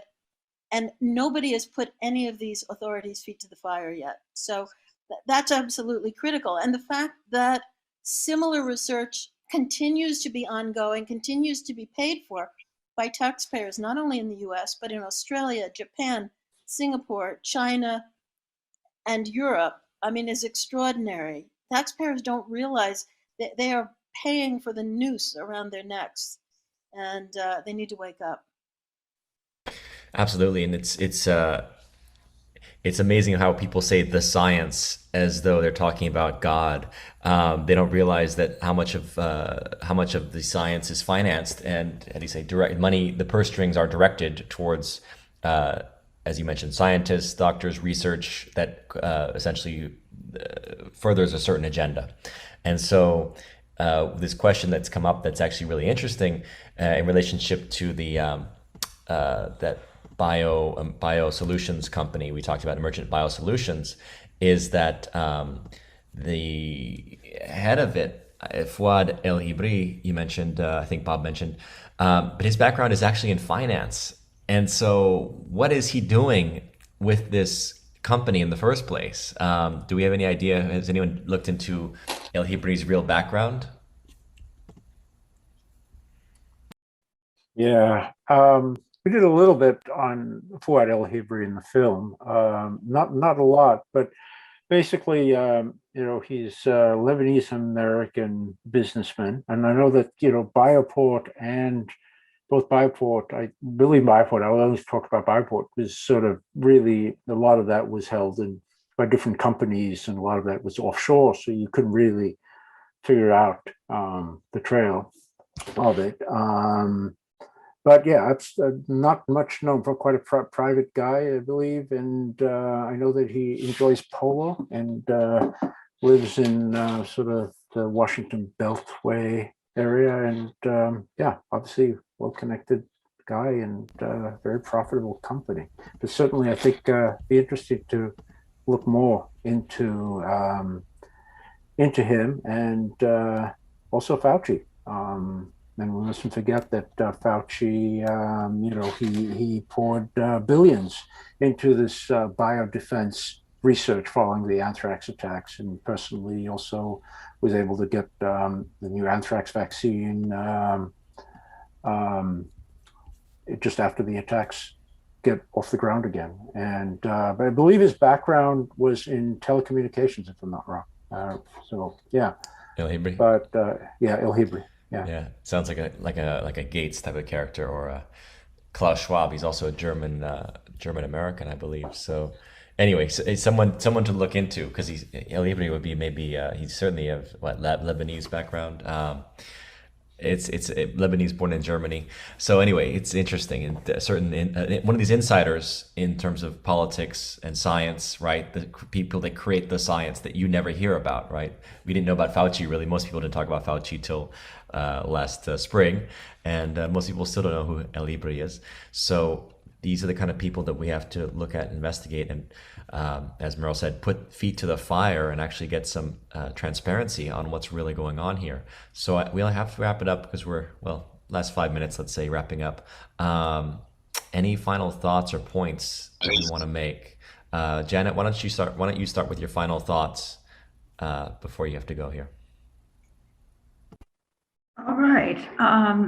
Well, I do want to bring attention back to where I started my presentation a couple hours ago, having to do with the implications of the U.S.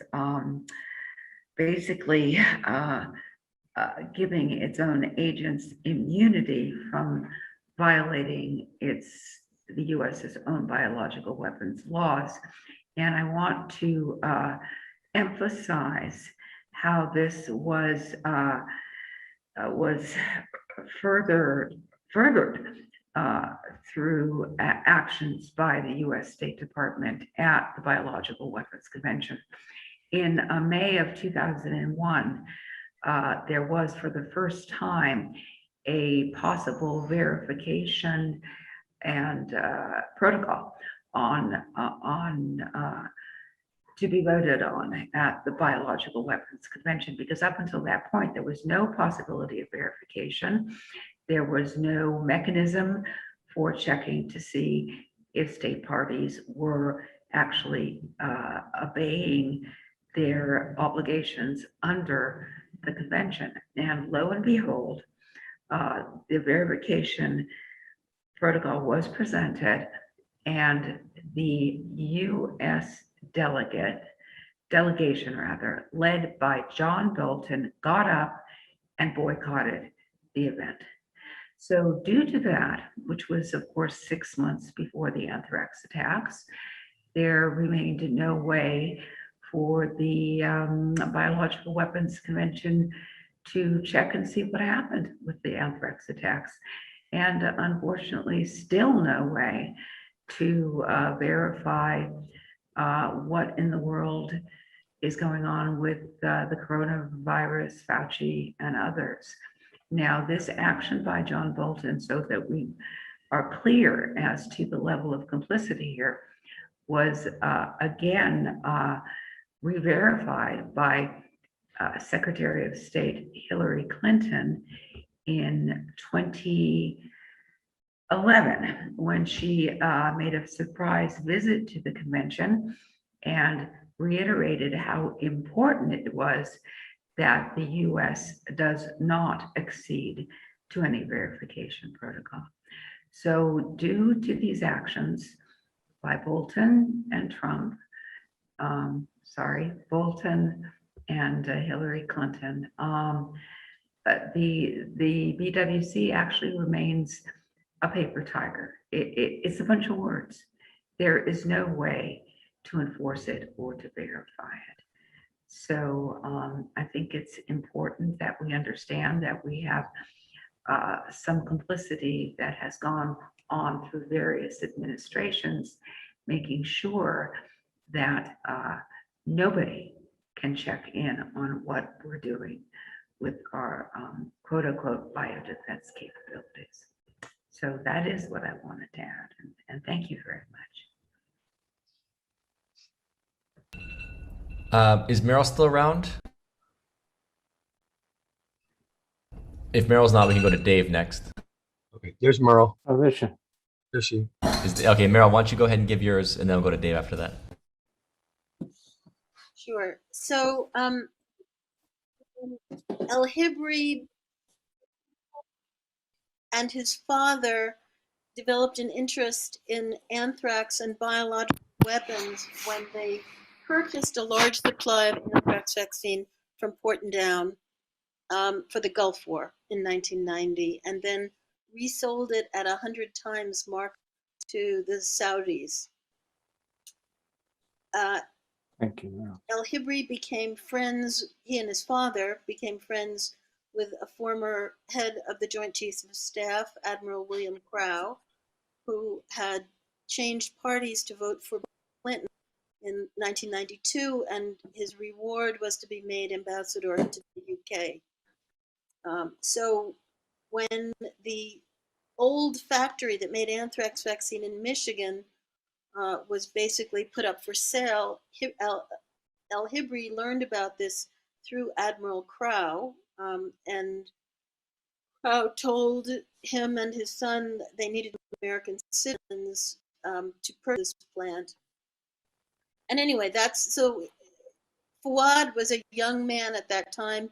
He's in his early 60s now, but he was about 38, 39 when he purchased it with his dad for a very small amount of money. They put down, I think, 17 or 18 million dollars, and the place now is worth about 4 billion. So he's done very well out of it. He's taken a lot of money out of it over the years, and probably, almost certainly, has intelligence ties as well as telecommunications ties, which tie in with intelligence agencies.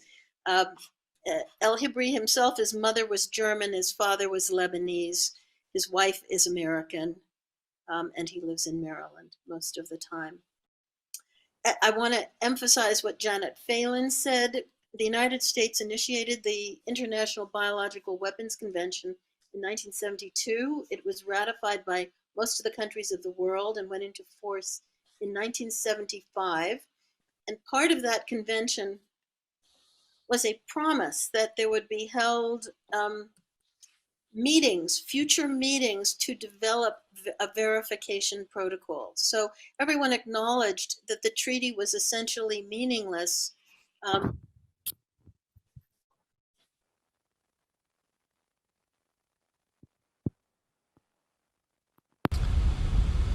Did we lose audio from Meryl? Did. Shoot. Yeah. There she is. Let's see. A technical issue here. There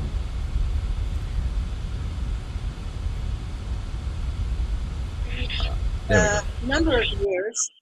But Meryl, we lost you. Sorry. Just I about. don't know. I don't know where you lost me, so I don't know where to start. Maybe somebody. No. You can basically just start from what you were emphasizing about Janet Phelan's point. Just start from there. Okay. So, Biological Weapons Convention went into force as an international treaty in 1985.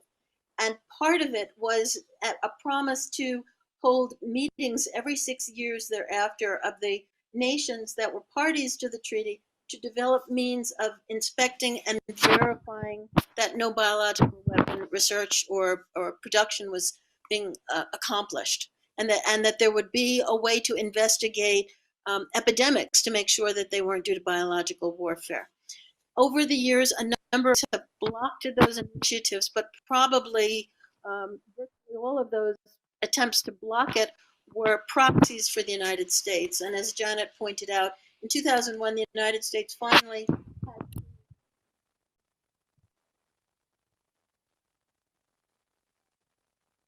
close to creating a protocol treaty teeth.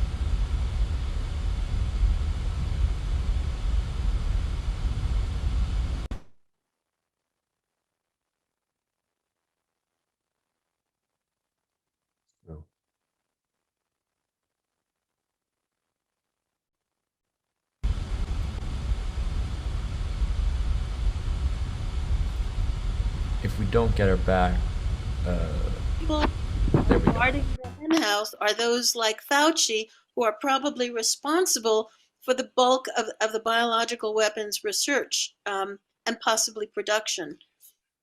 So it's really important to realize that the people of the world are victims of our own scientific medical establishment, which was directly involved in producing biological weapons like SARS-CoV-2 and have been clearly implicated in covering up not only their role, but the fact that this is a biological weapon that was developed in the lab, and that because Fauci has had such an integral role in funding the whole biological establishment in the U.S.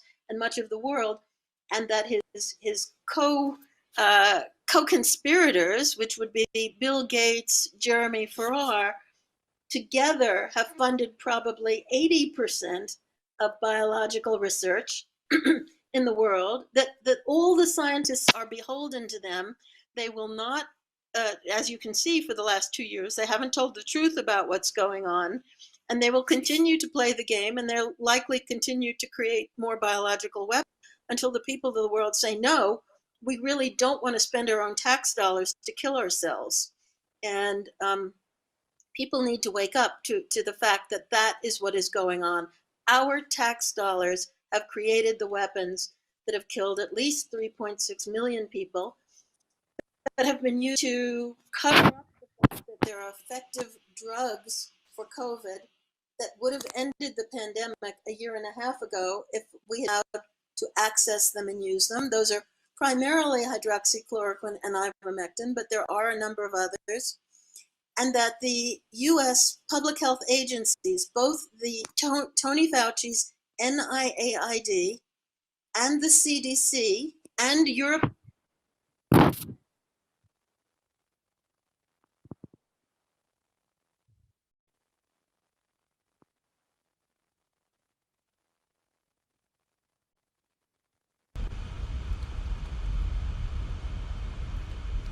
I'm not sure how we get her volume back.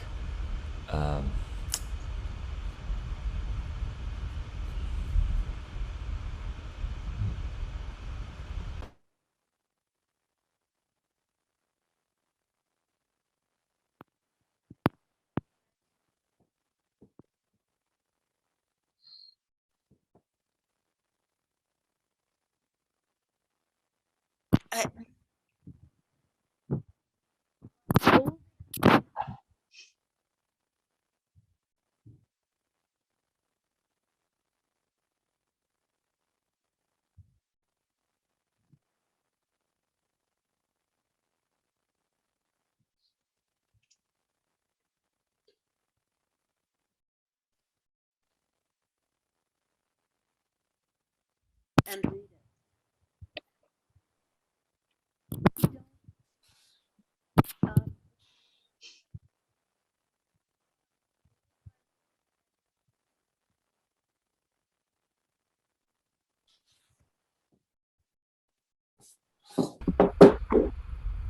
Let's go ahead. While Meryl works out this issue with the mic, let's go ahead to Dave. Sure. Follow. Yeah. First, I want to thank. I'm very grateful to be on this program and an honor to be with all the speakers and the people participating. I look at it. Can you hear me? Just fine. Okay, good. To me, it's all about control and control of the world and control of our lives. I think we have to put ourselves in the context that this is a little different than what other contexts we've been in before. This is what they say the real deal. This is happening. A dear relative of mine came to me and when this started happening and said, is this the real thing or is this exercise? Because some of us have known that this was going to be coming down, something similar to what's happened. And at least for myself, I'm praying that it's exercise so people can get more prepared for what we're experiencing presently.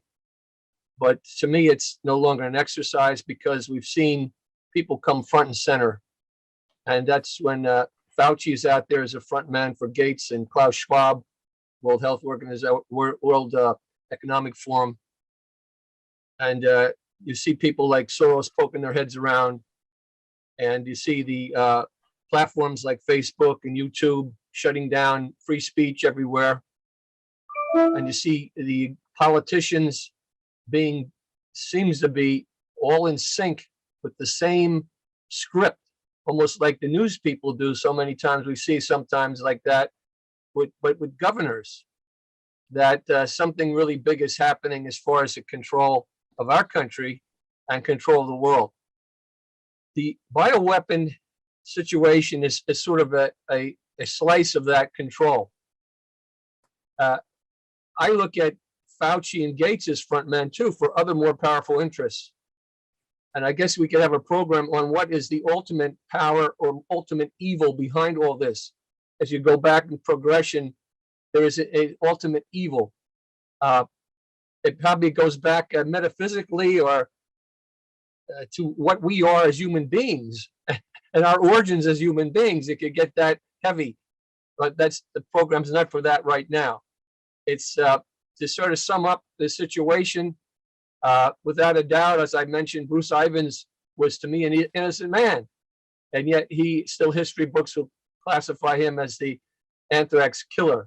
It was a bioweapon, and that the bioweapon was directed at getting us into wars that we're still involved with and taking our civil liberties.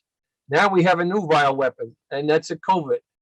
And I believe similar interests are behind that started this 20 years ago. And their thing is in control and power. Control and power. We don't know who all they are because they are behind the dark screen. Even when we say the CIA, we don't know what we're talking about, or we're talking about the deep state, we don't know, but we don't know how deep the deep state is. We don't know how dark the situation is, but the situation is bleak, it's dark, not hopeless. And that's why we have these programs, and that's why we're associated with each other, because we're all sparks that can bring the light in. What's at stake is the entire world and the entire definition of mankind, what we are. And we have now an opportunity to say in this country what we are as Americans. I like to go back to our founding fathers and the roots of the country, at least in the Declaration of Independence, the Constitution. We weren't perfect, but at the time we were the best there was. And we can improve on it and continue to be the best that there is. But right now we're not. We're limping into the future as Americans, as human beings. We're limping into it because everywhere we've been not strangled, or we've been cut down at our knees, so to speak. We've been prohibited from expressing ourselves in a higher level. The energies are negative energies. You look at the newspapers and the media, it's all negative. Everything is nothing there to elevate us. It has to go against who's the ultimate controller. So I guess my bottom line is that we're in a lot of problems here. This is a dark time for human beings, and a lot of people haven't realized this is probably not going away. I wish it would be, not for a while.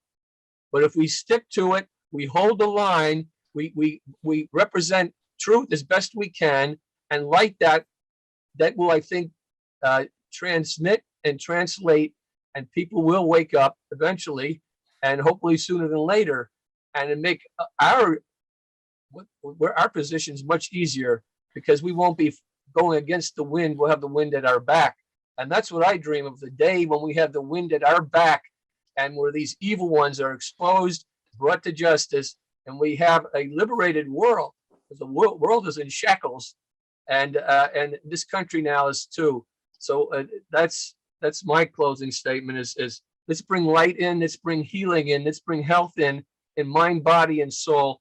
Let's be friends and reach out to each other and also to the nations. But all the nations are experiencing something similar to what we're experiencing too. We are, though, the tip of the spear. They have to dull us because of our Bill of Rights, because of our Constitution, because of our heritage and freedom. So we believe in freedom, we believe in justice, and we believe in transparency. And again, thanks for allowing me to be on the program.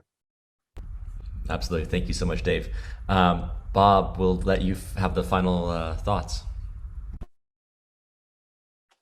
Yeah, well, I just want to, thank you, everybody who participated in this today. And I'm really glad that this film that was, made 15 years ago, was released more than 10 years ago, is still relevant today. I think we've got a lot of examining to do. We've got to learn from the past. We've got to ask hard questions.